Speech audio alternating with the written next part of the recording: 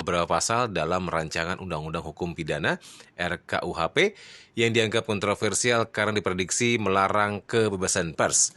Karena ada poin larangan menghina presiden dan wakil presiden. Nah, ternyata prediksi ini salah ya, karena pers masih dibebaskan dalam membuat berita. Yang dilarang itu hinaan, menghina, bukan mengkritik, apalagi menyampaikan fakta. Enggak apa-apa.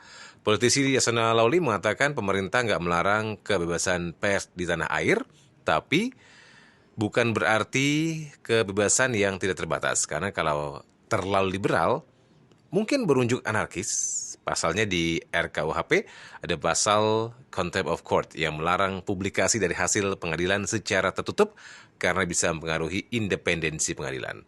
Yasona menambahkan pers dilindungi undang-undang pers. Dalam artian, nggak mungkin RKUHP melarang kebebasan pers yang dilindungi undang-undang, dan artinya gini, bertentangan dengan undang-undang lain dong ya. Pasal-pasal lain yang di RKUHP yang dianggap melarang kebebasan pers adalah pasal 218 yang berisi larangan untuk menghina presiden dan wakil presiden. Dalam negara demokrasi, kritikan memang boleh ya, tapi lama-lama pemberitaan terhadap pemerintah berubah drastis dari kritik yang membangun justru menjadi kritik yang menghancurkan dan berujung hinaan. Nah, hinaan ini yang dilarang dan selain melanggar hukum juga melanggar norma masyarakat dan hukum agama. Menghina loh ya, apalagi personal, itu beda dengan mengkritik kebijakan. Ini kenapa? Kebijakan A, B, C boleh, nggak ada masalah ya. Misalnya soal BBM, energi, dan sebagainya. Tapi menghina itu kan personal. Selain itu, pasal-pasal di RKUHP juga mengatur agar nggak ada kegilaan di media elektronik, karena kadang-kadang ini benar-benar narasi pendek itu clickbait, aduh, luar biasa ya.